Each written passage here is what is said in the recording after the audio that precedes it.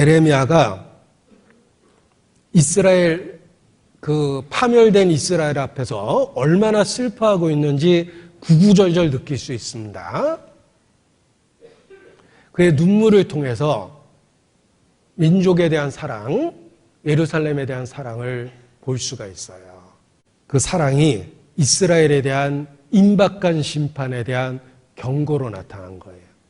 정말 예루살렘을 사랑했고 민족을 사랑했기 때문에 그들이 가장 듣기 싫어하는 메시지 심판에 대해서 반복해서 경고했던 겁니다. 이스라엘이 치명적인 죄를 짓지 않을 수 있는 사실 방법이 있었습니다. 그 방법이 뭐냐면 1장 9절입니다. 1장 9절. 저의 더러움이 그 치마에 있으나 결국을 생각지 아니함이며 그들의 죄가 온몸에 가득한데 그 죄를 지은 이유가 무엇이냐면 결국을 생각지 않았어요. 유혹과 범죄, 현재만 본 겁니다. 그들이 그 결국을 생각했더라면 현재 받는 유혹에 대해서 거절할 수 있었을 겁니다. 그런데 불행하게도 그들은 죄를 가까이 붙잡았고 그 범죄의 결국을 생각지 않았기 때문에 치명적인 죄를 반복해서 졌고 심판에 대해서 책망하는 것을 싫어했던 겁니다. 우리가 매일의 유혹 속에서 죄를 짓지 않을 수 있는 비결이 있습니다. 죄의 결과를 생각하는 거예요. 만일 이스라엘이 범죄하던 그 시간에 잠시 후에 그들이 겪을 결국을 미리 보았다면 함락되는 예루살렘 그리고 폐허가 된 성전, 불타고 있는 성전, 사로잡혀가는 자녀, 욕을 당하는 부녀들 그 끔찍한 상황을 미리 볼 수 있었다면 그들은 유혹받는 그 순간에 죄를 멈췄을 겁니다. 그런데 결국을 생각지 않았기 때문에 동일한 죄를 돌이키지 않고 반복해서 진 것입니다. 자, 믿음이 무엇입니까? 믿음은 바라는 것들의 실상이요 보지 못하는 것들의 증거입니다. 믿음은 장차 다가오고 있는 심판을 보는 거예요. 노아는 믿음이 있었어요. 비가 오지 않았던 시절에 하나님의 말씀을 통해서 홍수를 확실히 미리 믿음으로 봤기 때문에 방주가 완성될 때까지 방주를 지을 수 있었던 거예요. 사람들의 비웃음과 조롱 속에서도. 믿음은 결국을 볼 수 있는 게 믿음입니다. 대적자가 있습니다. 믿음을 갖고 그의 결국을 보십시오. 울부짖는 그의 모습을 보게 되고 한없이 후회하는 그의 모습을 보게 됩니다. 그래서 대적하는 현재의 모습보다는 안타까움이 마음에 생기는 겁니다.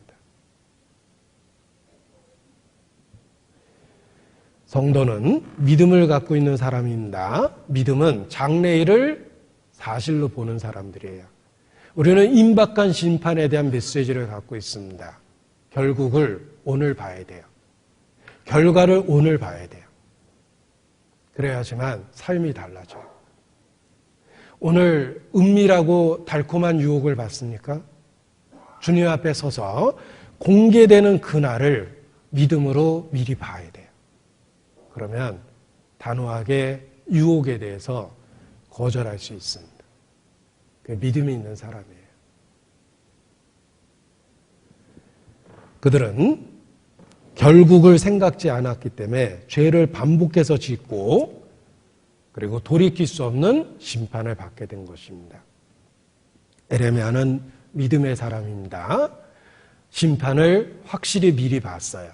그래서 조롱당하고 위협당해도 심판에 대한 메시지를 멈추지 않았던 겁니다.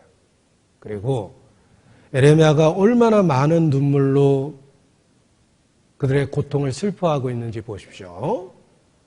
그들을 가장 중심으로 사랑했던 선지자는 에레미야 자신이었어요. 그들이 가장 싫어했던 에레미야, 그 에레미야가 사실은 그들을 가장 사랑했던 진정한 선지자였습니다. 저는 이 에레미야 애가의 많은 슬픔의 이야기를 보고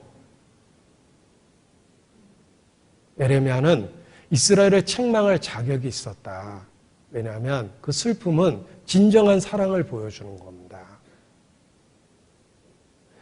우리가 누가 뭔가 잘못하면 외인은 책망하고 비난만 합니다. 그러나 부모는 책망도 하고 비난도 하지만 가장 큰 슬픔을 갖고 있어요. 왜냐하면 사랑의 관계를 갖고 있기 때문에 그렇습니다. 에레미야가 그러했습니다.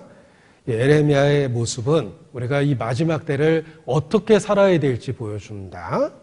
우리도 믿음을 갖고 결국을 보고 있는 믿음의 사람입니다. 우리는 이 시대를 에레미야처럼 보내야 돼요. 임박한 심판에 대해서 경고해야 되고 그들의 돌이키지 않는 모습을 통해서 눈물을 흘려야 됩니다. 우리가 이 마지막 때 우리 자신이 우리 주변에 있는 사람에게 에레미야와 같은 선지자가 되어야 된다라는 생각도 하게 됩니다. 누구든지 잘못된 걸 책망할 수 있습니다. 그러나 진정한 사랑을 갖고 있어야 하지만 눈물로 책망할 수 있어요. 책망은 누구나 합니다. 선생 되기는 쉬워요. 그러나 아비 되기는 쉽지 않습니다. 왜냐하면 눈물과 함께 책망하는 것이 아비의 마음이기 때문에 그렇습니다.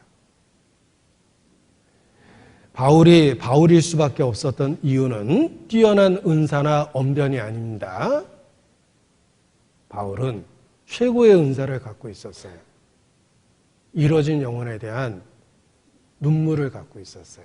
그래서 바울이 된 겁니다. 바울 자신의 고백을 들어보십시오. 사도행전 20장입니다.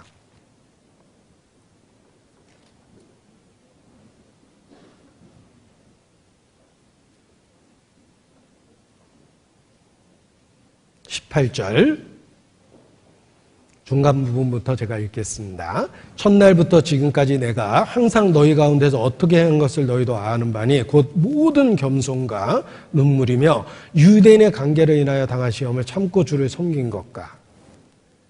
바울에게는 눈물이 있었습니다.